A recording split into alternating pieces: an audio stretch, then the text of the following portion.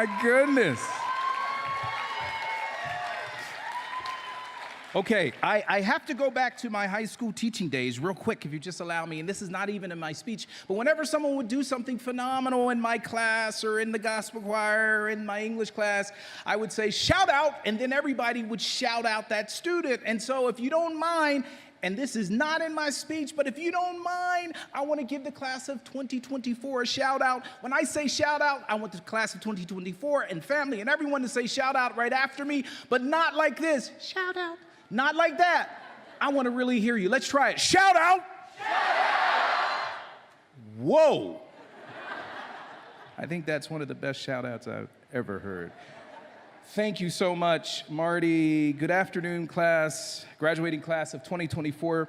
I am beyond honored to share a few words with you today.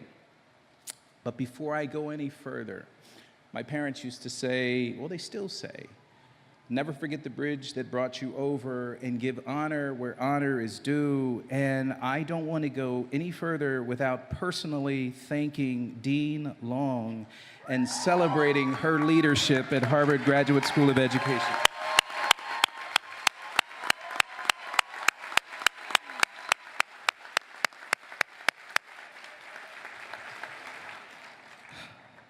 Through a pandemic, while ushering in new master's degree programs, the online education leadership program, which we've heard about, Dean Long has shown visionary leadership, and we celebrate you. Thank you so much for everything. Thank you for finding leadership in me for the online education leadership program. Thank you so much, Dean Long. Let's give her one more round of applause. We'll continue to do this. Graduates, families, friends, and Harvard Graduate School of Education community, as we mark the incredible accomplishment of class of 2024, we truly have reason to celebrate.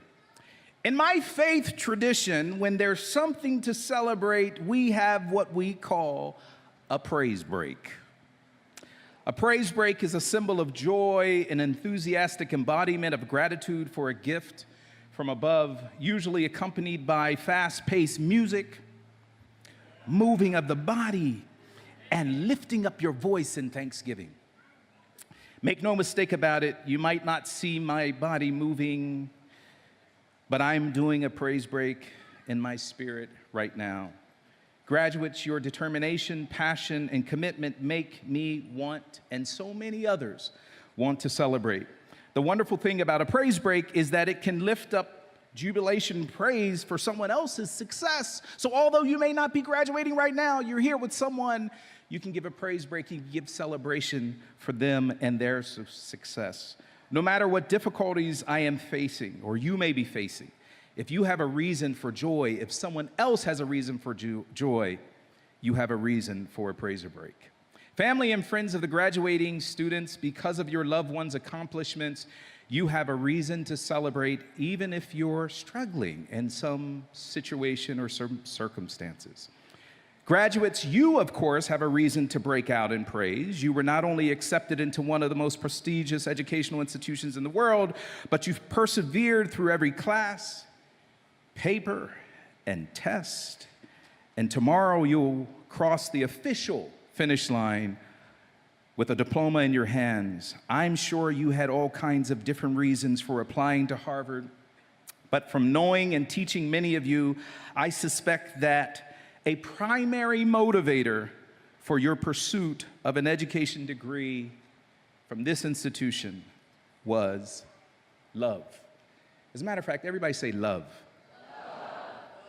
Love, a word that comes and goes, but more people need to know what it really means to love somebody.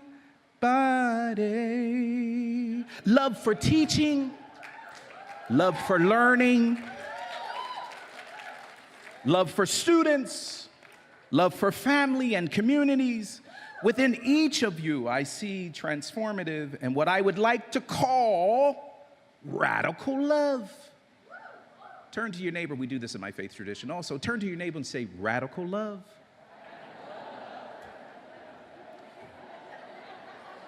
What I would like to call radical love, ready to be unleashed into the world of education. Let me define what I mean by radical love. Radical love seeks nothing in return. Radical love boldly crosses lines of difference and loves in celebration of difference. Radical love staunchly resists being commandeered by extremists. It stays true to the notion that all individuals are worthy of my love.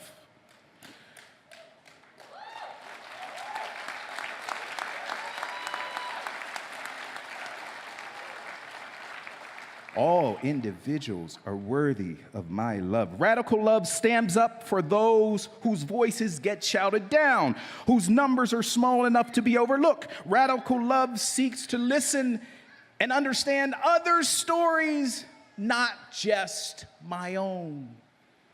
As one of my OEL students just reminded me today when I told him what I was speaking about, he said, radical love requires radical listening. You should all embody radical love. This radical love can fuel your journey of educational and personal impact from now on. And yes, you chose Harvard Graduate School of Education as the setting where you honed your educational knowledge and skills in preparation, hopefully, to unleash this radical love. I know from personal experience, and many of us know from personal experience who teach you, how challenging it is to obtain a Harvard education. I recently released, as Marty suggested, a book entitled Leading with Heart and Soul. And in my book, I tell the story of my own Harvard journey. From the beginning of my educational career as an English teacher, I love teaching English, at J.P. McCaskey High School in Pennsylvania, to my advancement as a principal in that same district. At the time, I felt what I now would define as radical love welling up inside of me. A love for the students, a love for the families, a love for the community, a love for equitable opportunities for all, a love for literature, a love for writing, a love for impactful leadership. But I also felt a need to sharpen my educational leadership knowledge and skills to surround myself with like-minded educational professionals who would inspire and train me to use the tools of education leadership to transform the lives of students in the communities all across the U.S. I saw a need to couple my love with skill, with evidence, with knowledge. For me, a Harvard Graduate School of Education degree was the next step. I had already been through a week-long certificate program back in 2005 at Harvard called the Principal Center, and I became enamored with the ed school's diligent focus on evidence, community, and impact. I took the GRE, applied to the Urban Superintendent's Program, a doctorate educational leadership program, and in the spring of 2005, I got rejected. Why y'all laughing? Just kidding, just kidding. It is. At the moment, it was devastating. Now I can look back and feel differently and think differently. The rejection deflated me, but I couldn't stay down for long. That love inside me, that radical love that wanted to transform lives through education, was clamoring to express itself more impactfully. So, after some tutoring from my wife, Keisha, I love me some Keisha, y'all. I love me some Keisha. Sorry, it's hard for me to talk about this story without talking about her. So after some tutoring from my wife, Keisha, who is an outstanding high school math teacher, I retook the GRE. I scored pretty low in the quant side and earned a higher score. And at Keisha's advice, I rode on the Amtrak to Harvard from Lancaster and had a meaningful conversation with our very own beloved Dr. Bob Peterkin. When I reapplied, Harvard accepted me into the program. Opening that acceptance letter made me and my family do a praise break for the ages. Now, almost 20 years later, as a proud Harvard graduate and faculty member, I stand offering words of encouragement, instruction, and inspiration to the next generation of love-powered graduates of Harvard Graduate School of Education. The type of love I'm talking about is especially vital in today's climate. We're living in a troubled time with heightened division, strife, violence. Overseas and in our own backyards, contentious social and political circumstances are tearing at the fabric of our society. These international, national, and local conflicts show up in our schools, in our homes, in our communities, the places where educational leaders like you have influence. There's abundant evidence to show that these tensions are having a negative impact on future generations. Chronic absenteeism on the rise, adolescent suicide on the rise.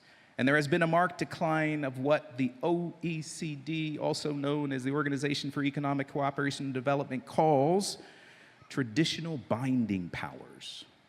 These powers are things that used to hold us together, like faith and community and others. There has been a noticeable decrease in their power to do what they're supposed to do, hold us together.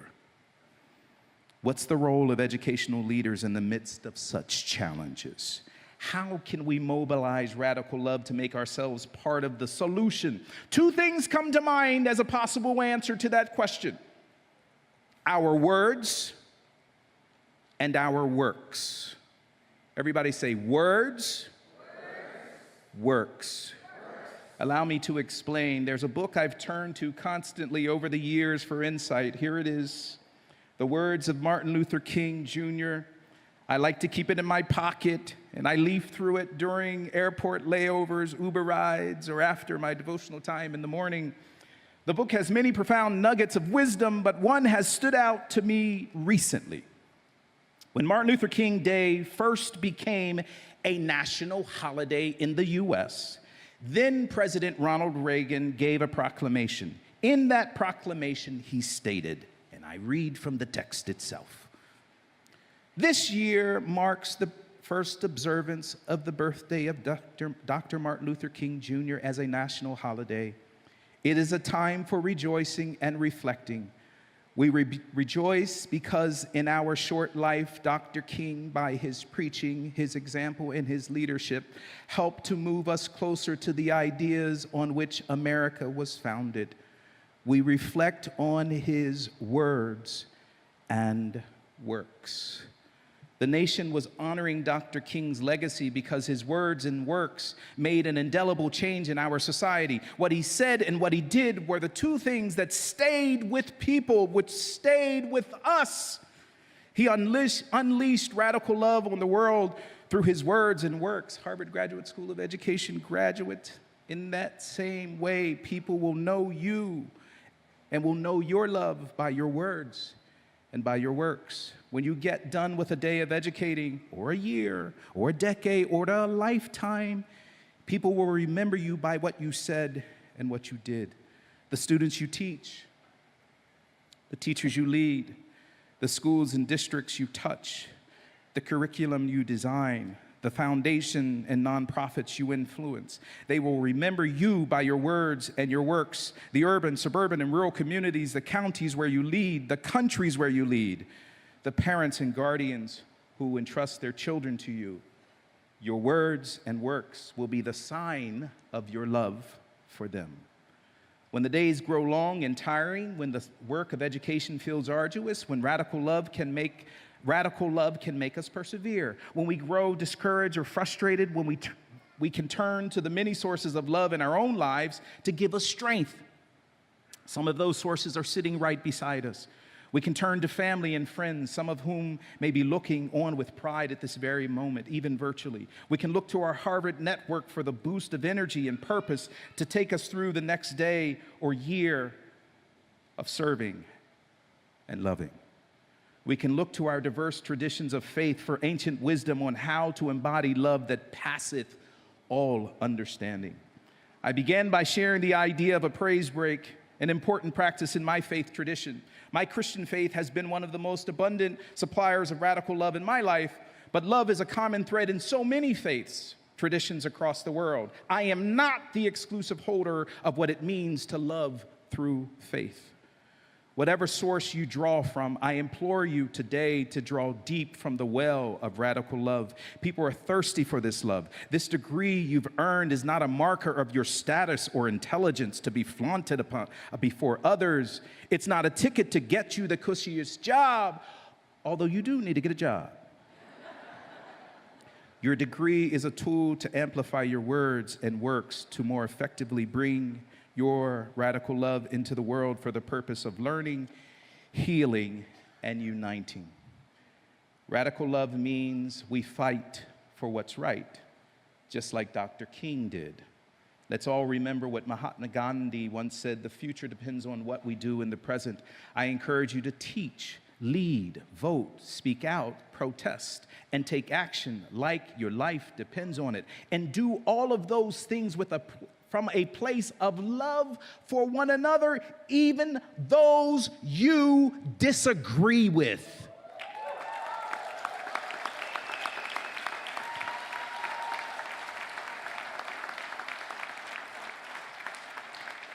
You all are entering into leadership during a tumultuous time, but we have so much confidence in each of you.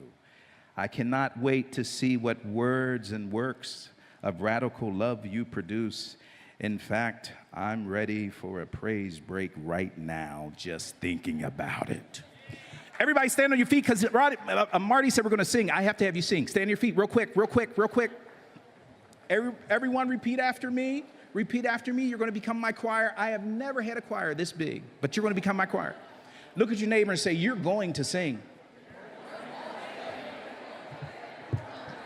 Everybody repeat after me. Say, I got a feeling that tonight's going to be a good night. That tonight's going to be a good night.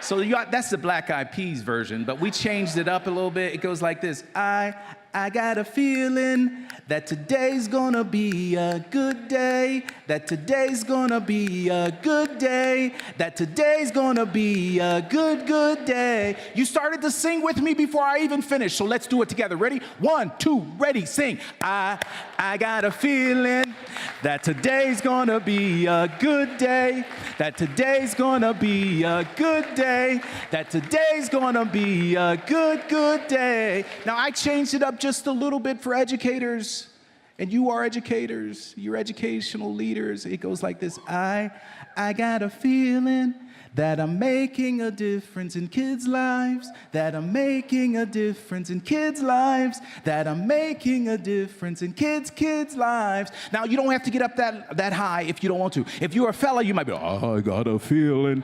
Go wherever you need to go, but we're gonna do it. Ready? 1, 2, ready, sing. I got a feeling that I'm making a difference in kids' lives, that I'm making a difference in kids' lives, that I'm making a difference in... Thank you. Keep doing great work, y'all. Thank you.